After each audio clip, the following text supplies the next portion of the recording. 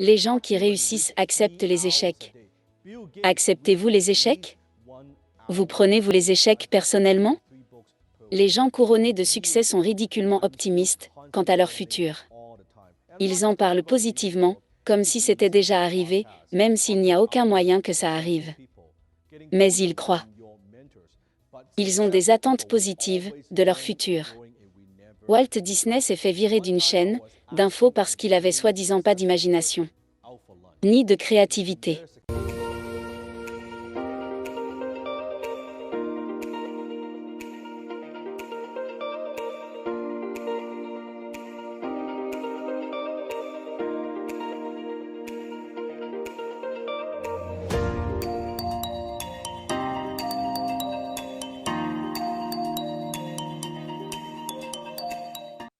Aujourd'hui, je veux vous donner quelques signes qui feront de vous des gens couronnés de succès.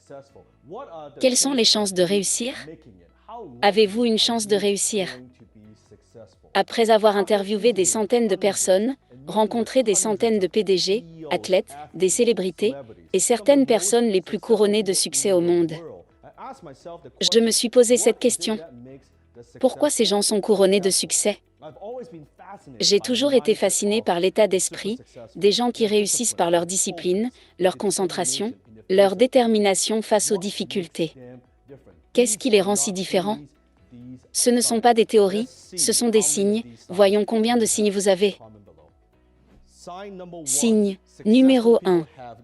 Les gens qui réussissent ont de bonnes habitudes. Les gens qui ne réussissent pas ont de mauvaises habitudes, comme fumer, boire, se droguer ou regarder tout le temps la télévision, ou encore rester tout le temps sur des réseaux sociaux. Voyez-vous, ceux qui sont couronnés de succès le sont grâce à leurs habitudes. Les habitudes déterminent 95% du comportement d'une personne. Tout ce que vous êtes aujourd'hui, et tout ce que vous allez accomplir dans le futur, sont déterminés par la qualité de vos habitudes. J'ai réalisé que les meilleures personnes ont les meilleures habitudes. Des habitudes pour réussir peuvent être de se lever tôt, méditer, lire et s'entraîner régulièrement. Combien de ces habitudes avez-vous? Signe numéro 2. Les gens qui réussissent sont incroyablement passionnés. À quel point êtes-vous passionné? Je ne dis pas qu'il faut être un monstre, avec qui personne ne veut travailler ou harceler ses collègues. Je parle de se pousser pour obtenir des résultats. C'est votre passion intérieure qui vous pousse à continuer quand les choses deviennent difficiles. C'est votre passion intérieure qui vous active à passer au-dessus d'une déception ou d'un obstacle. À quel point êtes-vous passionné? Ou alors est-ce que vous êtes feignant? Est-ce que vous procrastinez? Est-ce que vous reportez les choses à plus tard? Vous savez, pendant les premières 5 années de ma carrière, je n'ai pas pris un seul jour de repos. Je bossais 10, 12, 14 heures par jour pendant 5 ans d'affilée. Pourquoi? Parce que j'étais passionné. J'étais passionné par le fait de nourrir ma famille. J'étais passionné par le fait de montrer aux gens qu'ils avaient tort. Aujourd'hui, je suis passionné par ma mission, alors à quel point êtes-vous passionné? Signe numéro 3. Les gens couronnés de succès ont confiance en leurs habilités. Vous savez, les deux plus gros ennemis du succès sont le doute de soi et la peur de l'inconnu. Tout le monde doute de soi, on s'inquiète, en se demandant si on est prêt, si on est assez bon, est-ce qu'on a ce qu'il faut pour réussir. La confiance, ce n'est rien de plus que croire en soi. Et croire en soi, ce n'est rien de plus que faire les choses que tu ne pensais jamais pouvoir faire. La confiance vient des compétences. Vous savez, c'est facile de croire en vous quand tout le monde croit en vous. Mais ce n'est pas de ça dont je parle. Je parle de croire en soi-même quand on n'est pas prêt de croire en soi. Même quand personne ne croit en vous. De croire en soi-même. Quand tout le monde doute de vous, quand on vous dit que vous ne pouvez pas le faire, que vous n'avez pas ce qu'il faut pour réussir.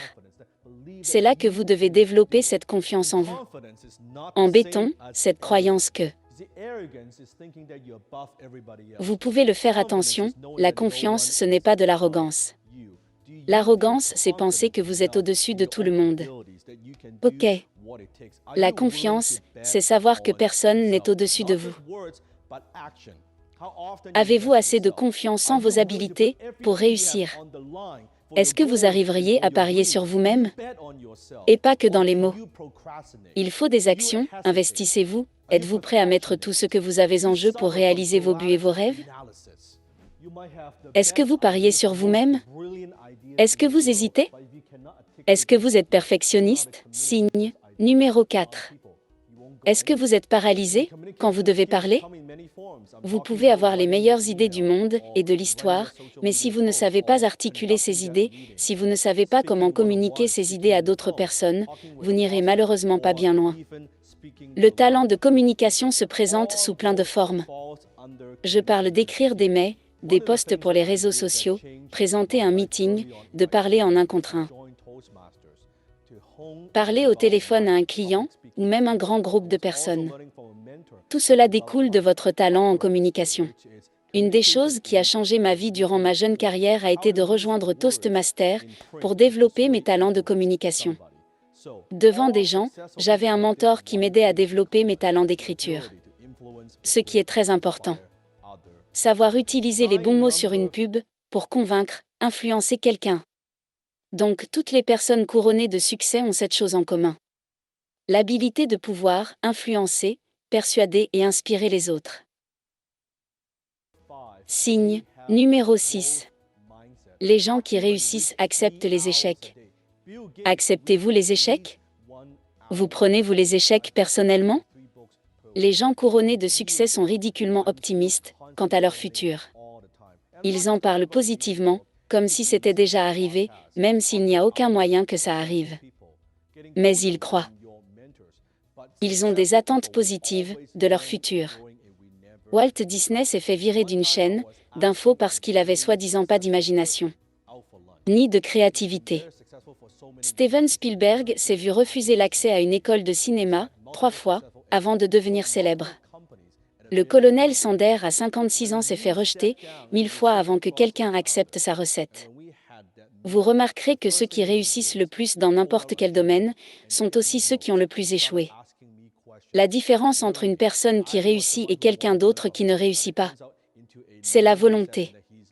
Winston Churchill le disait, le succès c'est d'aller d'échec en échec sans perdre son enthousiasme. Prenez la vente par exemple, les vendeurs les plus couronnés de succès. Ceux qui sont les plus payés, eh bien devinez quoi? Ce sont ceux qui essuient le plus de refus. Plus que n'importe quel autre vendeur. C'est ça qui fait qu'ils réussissent. Ils restent calmes. Ils savent comment gérer le stress, ils savent gérer leur anxiété. Même si tout ne va pas dans leur sens. Les gens qui réussissent sont aussi conscients. De même, ça veut dire qu'ils savent dans quoi ils sont beaux. Et dans quoi ils ne le sont pas, quelles sont leurs forces, mais aussi quelles sont leurs faiblesses. Ils savent comment gérer leurs émotions. Ils refusent de se sentir inadéquats, irrités, déçus, quand ils subissent l'échec. Ils savent comment gérer leurs émotions.